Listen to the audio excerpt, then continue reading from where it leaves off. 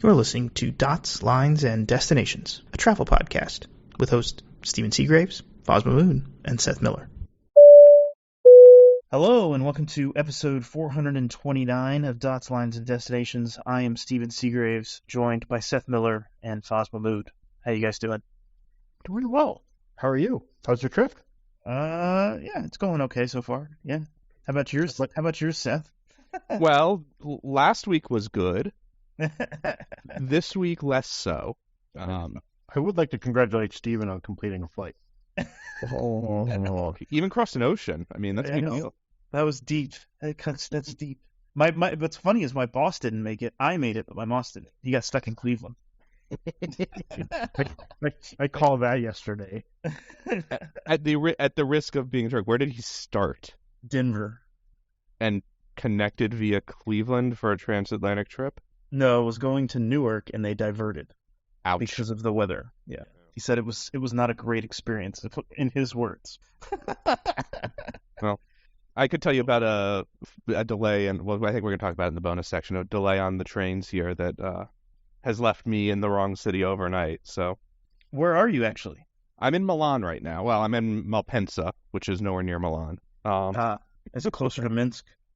Basically, I'm at yeah. It's like an hour out of town, 45 minutes out of town. I'm at the Sheraton at the airport. Things did not go well today after 8 days of everything running more or less perfect. So, I'm sorry to hear that, but we will talk about it in the bonus show. So our Patreon subscribers have to wait for that. So, let's talk about turkey sandwiches. There was a post on Hellgate, which I didn't even know was a site. Hellgate, New York City, talking about the airport sandwiches costing $15 at what was this? Was this JFK? Yeah, JFK. And this is a continuation of a long-running sort of problem at the airport, which, basically the airport authority has a street price rule in place, which is the concessions aren't allowed to charge more than it would cost to get the comparable item nearby. Yep. And it is always far more expensive than it would cost to get the comparable item nearby.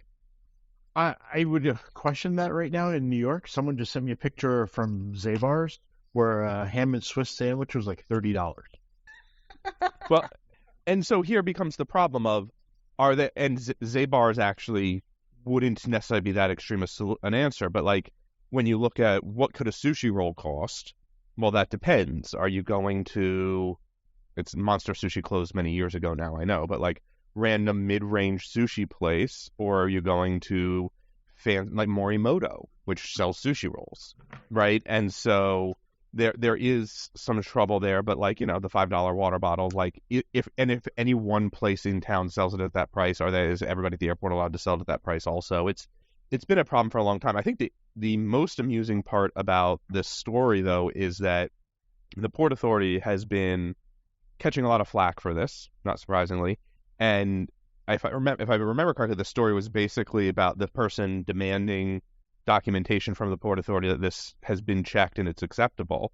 Yep. And the Port Authority basically saying, oh, we can't tell you how we validate our street pricing rule because that would like violate the confidentiality of our merchants, kind of thing. Yeah. Letting the merchants validate it was what that statement is saying. It sounds like yes. The Port Authority does not look good here at all. Well, to be fair, do they ever look good? On construction projects of late, and those have mostly been public-private partnerships, they've actually been on time and under budget, but it's mostly because they've stayed out of the way and it's been private partnerships. I don't think that's true. Terminal 1 was not under budget or on time. It was delayed. Yeah, I was thinking of the JFK stuff, but fair. But JFK's not even done yet. Well, at any given point in time, there have been projects at JFK that finished. So did LaGuardia, but anyway. Yeah, I think this for the Port Authority just lacks a sense of transparency on how they're determining prices. And it becomes absurd because where in the world does a $15 turkey sandwich make sense? But Zabar's. That's half a sandwich. Oh, half a sandwich. Oh, no, man. Let's talk about AA. they dropped their award charts because that's good for everybody. You don't see it as a big deal?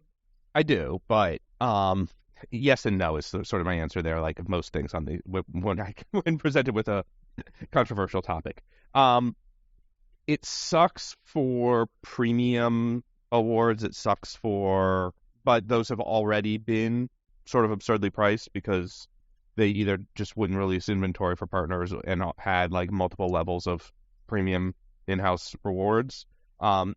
I go back to when Delta dropped their chart a while ago, and everybody, similarly freaked out, and it was bad for premium long-haul travel, but it also opened up the opportunity of seeing a lot of random better awards for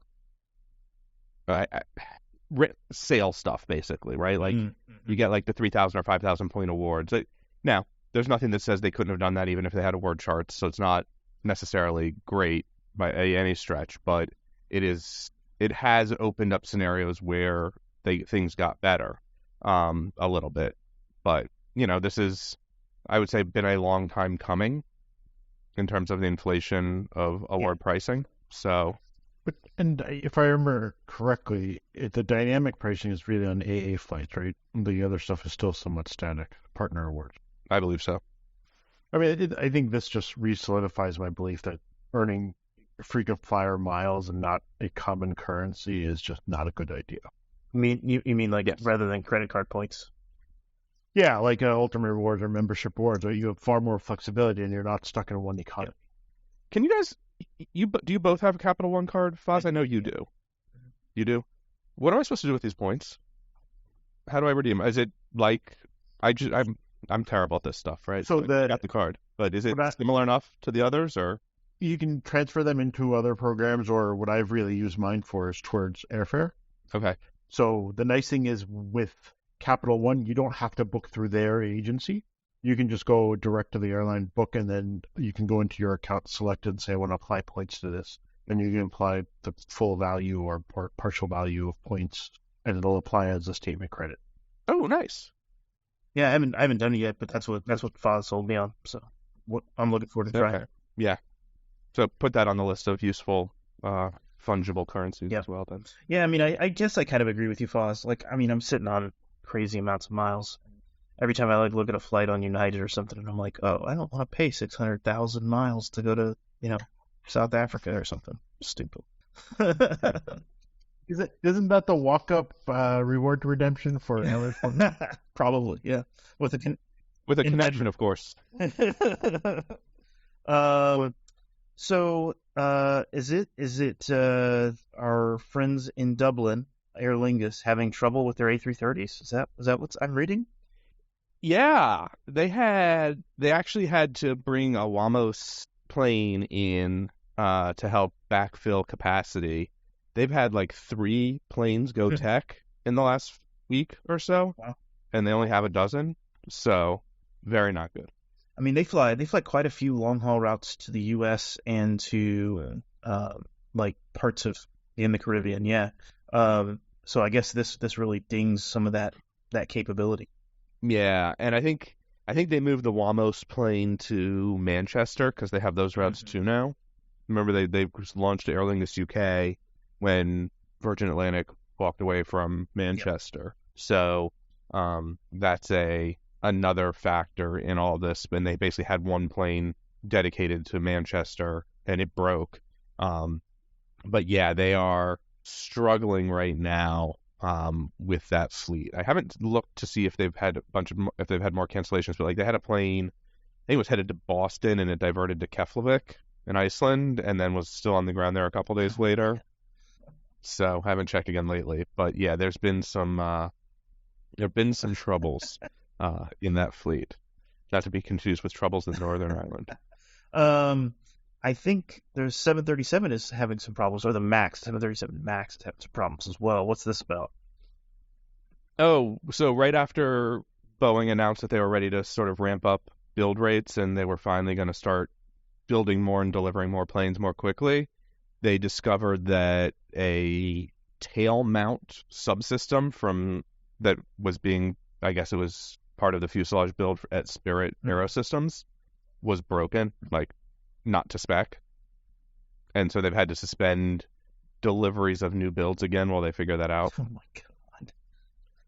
God. And I think one of them, I think it was a Ryan airplane, ferried to Moses Lake at like 15,000 feet. So they're basically moving planes out of Renton now again to get ready to repair them. But they needed to make room on the ground in Renton to have space because they're still building. But like many things, they're going to build and then retrofit before they deliver. Yeah, I mean, I was reading that Spirit says that this could involve a problem that dates back 4 years. So it could be basically all the planes that were built since 2019. Yeah, since the grounding, basically. Which is like, it's also kind of funny to me, and this is very much just sort of how the FAA works, and like, oh, we know that thing is broken, but it's probably okay for the next 1,000 flights, so don't worry about it. Like, but we know it's broken. Mm-hmm. Well, yeah, but like, it's only a little broken. Like in The Simpsons, where Homer just put a piece of tape over the check engine light. Yeah, I shouldn't comment on that. I have maybe something similar in my truck. Long story, inherited from my father-in-law. It's always great when I go for a tune-up and they're like, you know about these pieces of electrical tape overlays? I'm like, yeah, don't worry about it. So anyway, but yeah, there's some interesting challenges there for Boeing. There's also on the MAX 7, they applied for a deviation, even though it's not certified yet. They've applied for permission to not finish developing, I think it's a flap control. I'll look it up while we're talking here. Like a flap control or something for like a couple years while they're waiting to get it out the door. So they expect it'll be certified with this basically bug in it, and then they'll fix that later. And that's another silly thing, but like, apparently it's pretty normal. There we go. The high lift flap slat electronics unit requires some design changes, but Boeing wants certification on the MAX 7 before those changes are implemented. I mean, okay. I don't have a ton of things to say to it. But do you think the FAA would let them do that, right? Like, becomes the big question. The FAA has sort of been getting more aggressive with Boeing and saying, how about you build a plane that works right the first time before we certify it? So, I don't know. What are your thoughts, Fuzz? I think part of this all comes down to Boeing outsourcing so much and not holding responsibility for a lot of the components anymore. I mean, sure, fine, they outsourced it, but outsourcing is fine as long as you maintain quality control, and they're not. Even more than quality control, it's the specs you provide, right? The one thing about outsourcing is you have to be very specific and very exact with what you expect, what you want, and every little nuance needs to be detailed and documented. And all too often, outsource agreements are rushed, and a lot of those details get missed, and it's often like, oh, we'll figure it out later. And the problem is when you try to figure it out later, it results in change orders, change in processes, adds a lot more cost than if you had just done it yourself the first time. Yeah, that's fair. Yeah, my experience with that sort of stuff, I know there was a funny, thing making the rounds the other day of someone was like, oh, hey boss, I'm not going to work in the office anymore because I can work remotely and it's just fine. And they're like, yes, but I could just fire you and hire someone in South Asia at 40% of your salary. It's like, we've been through this before, outsourcing stuff to India. Sometimes it works, sometimes it doesn't, but the consistency and whatever, there are challenges with that business model also. And the other thing about outsourcing versus insourcing, right? The one thing that's hard to quantify, rarely ever gets quantified in these decisions, is the loyalty of an employee versus a vendor. An employee generally has a lot more entrenched in the outcome than an external vendor. I wonder if that's still true. I think it is, because most employees still have some sort of incentive plan that's tied to how the company performs.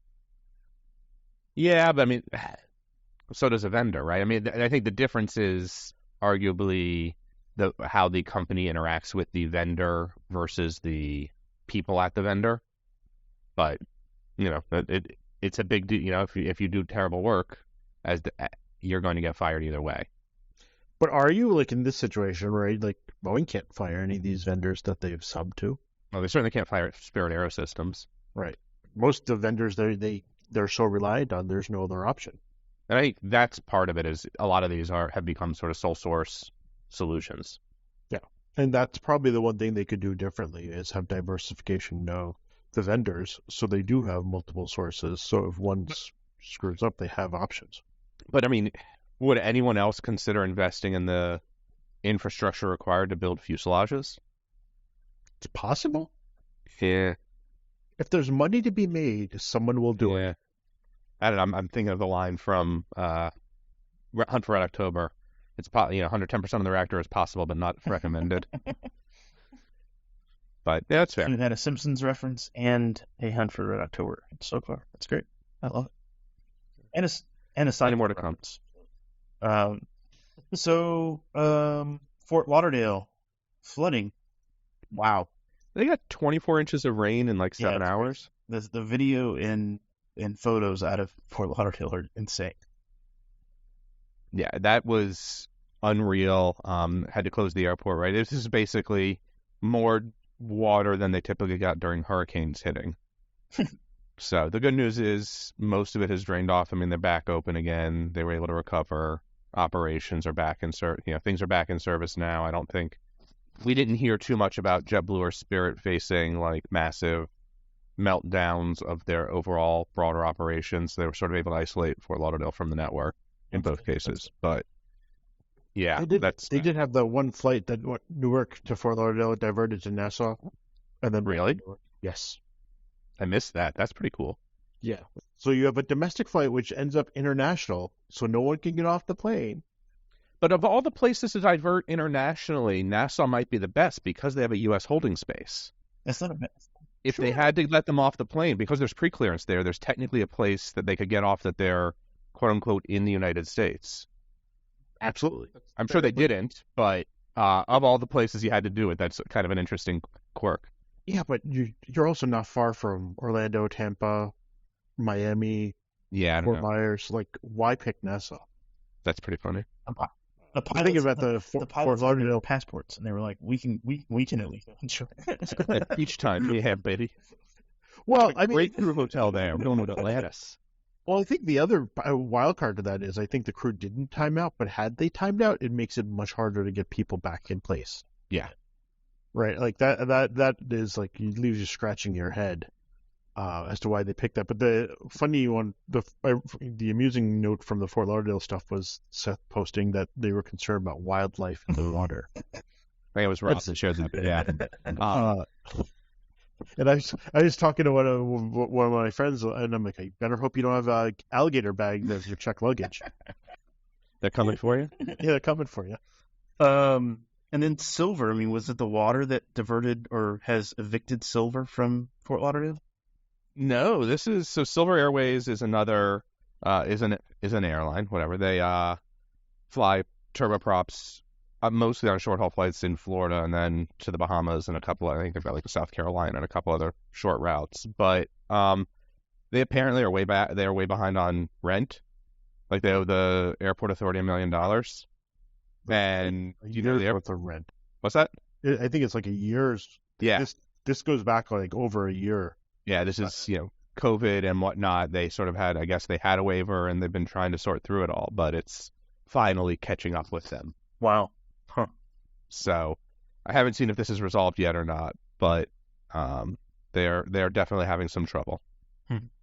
And then there's a video that got posted. Is it MSNBC or is it just NBC? CNBC. Of planes being stripped for parts. Are they all A380s? Oh. I would assume no, because I doubt they got the budget to travel to Spain to produce the video. But yes. No, it's just a neat. It's like a 10-minute short, but showing the process of sort of stripping the planes down and talking about how much value is left in a plane, even as it's retired from service at the end of its quote unquote useful life. It's always amazing how much stuff is in there, and then not shown, but also in the process of there is the process of then taking the parts, re-inspecting them, recertifying stuff that gets reused and put back into other planes. And I can't remember if we talked about, I think we did, about the Russian A330s going to Iran to get service. I think we briefly did. Is there any update on that? No, it happened. I mean, the first one's there. So, but just the idea of, stripping planes down and cannibalizing them for parts, in some ways it's fine, but you kind of need it to happen per the guidelines, per the manual. And do you trust Iran to do that right? But yeah, overall it's fine. But there's an interesting sort of situation there. Maybe that's why Aer Lingus is having problems with their 330s. They've got spare parts from Iran in there? Or vice versa. Someone's stripping the parts to go to shipping them to Iran. Yeah, I would assume no, but black market. I mean, it's a cool video. Worth the 10 minutes of your time to watch it, I think.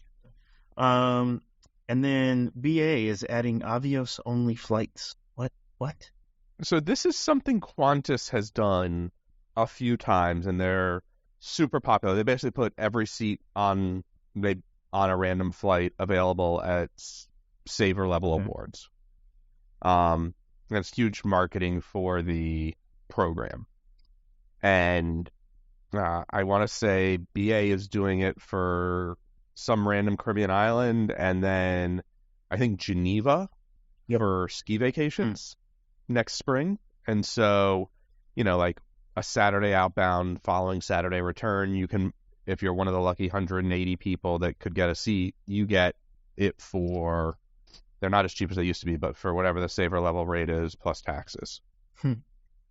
So it's a neat idea. It's fun. It helps generate buzz for the program. But going back to, the points and, award charts and things like that, I don't think that the BA short haul award chart is that great anymore. So it's not like it's great value in my mind. But it gets people fired up.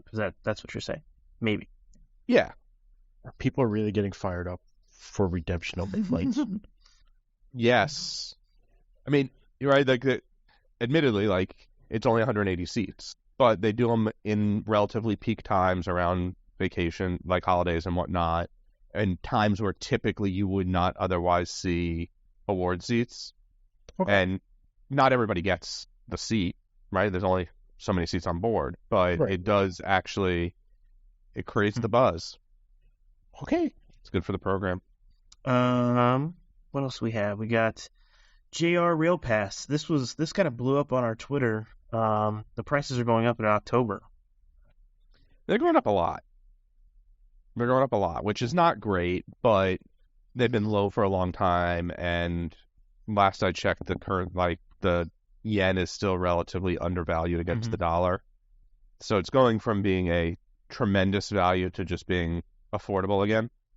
But also, and this is, last time I went to Japan, I was there for 10 days and we took the train a few times, but it made more sense for us to, if you know when and where you want to go in advance, it made more sense for us to book the specific trains we wanted in advance, and it was much cheaper than getting the pass and going from there. So booking the specific trains, not using the pass, and it was cheaper. Is that how I'm understanding it? And that's still going to hold true now, right? Since the prices are going. It seems like it should. I haven't seen details on if the other prices are going up similarly, but even if they do, I would imagine it holds pretty close to similar. It'll go up in a parallel manner that the discounted advance purchase tickets are better. And it's not like the other thing about the JR pass is you have to buy it in advance. It's not like you can't get to Japan and be like, oh, I should have bought the week-long or 3-week-long pass to ride trains every day. And does it make sense to use the JR pass if you, let's say you're going to do 3 weeks in Japan? Does it make sense to get it even if you know you're going to do it in advance? Is there a benefit, or is it can I ride any train? Or how does it work? It's most trains within parts of the system. So there's caveats. Yeah. If that makes sense. Yeah, there's a lot of caveats. And so I think it's so that even within Japan Rail, which is what JR stands for, I think the system is split into two parts, if I remember correctly. And so it only works on part M1 of those. And then it doesn't work on the fastest of the Shinkansens, the high-speed trains, but it works on most of the rest of them. So, and like, where I think it actually has been a great value historically and even, still today is if you want to go and ride a lot of trains. If you want to ride the train every day and go find like fun little excursions, like there's a train line that's got art in it, or there's one that has like the hot bath, the onsens, and like weird things like that. John Walton, who's been on the show a few times, has some great coverage of that in his timelines and whatnot. He was just there recently and has some good stuff. Jason Rabinowitz, who's also been on many times, has some good history with that as well. But for most sort of general level travel, it's sort of like the Interrail Pass or Eurail Pass in Europe. Like, if you know where you're going, and not just like, oh, hey, there's a train leaving now, I guess I'll go get on it. Typically, you're better off buying in advance. But there's something to be said for having the flexibility or the high volume to take advantage of the pass. Yeah, I think that's like, for me, like the rail pass in Europe, not necessarily knowing what day we want to leave somewhere and go somewhere else was kind of a benefit. But with a general plan of knowing we needed like a month, yeah. Yeah. And I mean, my last time I bought a Eurail pass was 24 years ago. So my guess is things have changed a little bit, but when I did it, they had an option that was sort of unlimited for a month or like any 10 days within 30 kind of thing. And we actually did that because we knew about the number of days that we were going to travel. And that made sense for us. Absolutely.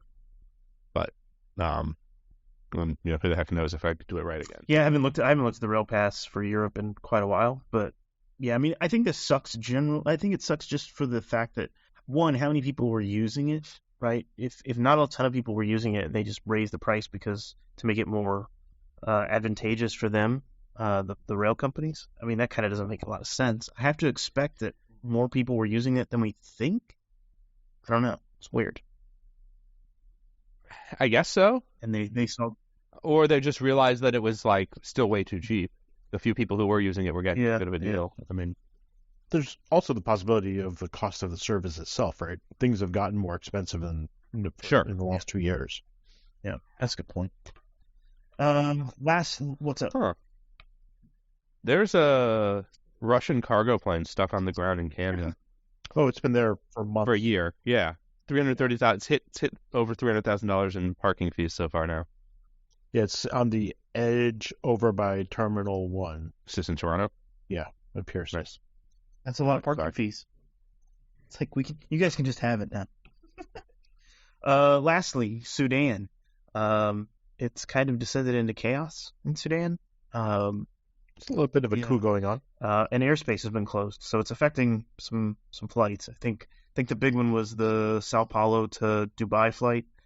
Since it couldn't overfly Sudan, had to divert to, was it Dar es Salaam? Yeah. Yep, Somalia.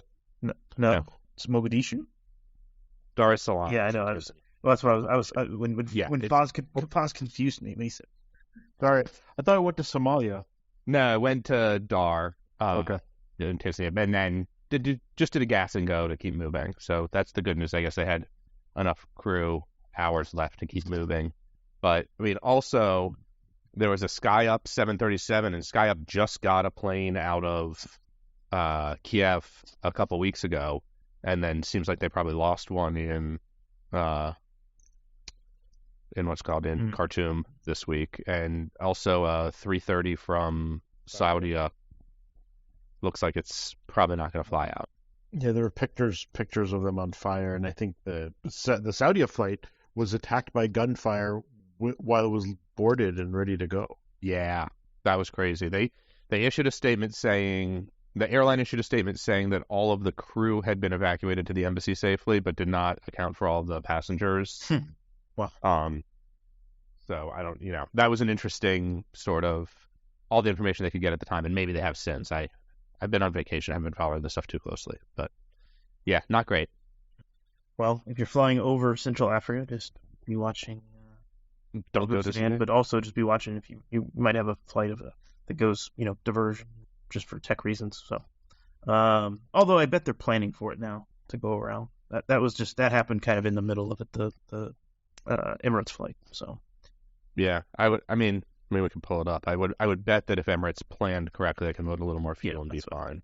I was gonna say, Fuzz, I don't know that I would land an A3. I mean, I don't think you technically can land an A380 in Mogadishu, but I don't know that anyone would, because I think there's still like cases where planes get shot at in Mogadishu, and that making like a giant target in Mogadishu, I feel like is like a bad play.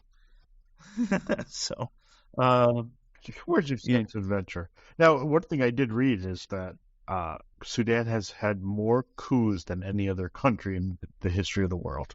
I did not know that. I have not been able to fact check that, but if true, it's kind of amusing. Crazy. So in the bonus topics for our Patreon subscribers, we're going to talk a little bit about my experience on VA, some of the lounge interesting intricacies, and then Seth's adventures in Italy. So stick around for that if you subscribe to us on Patreon. But for now, we're just going to say happy travels. Take care. Take care.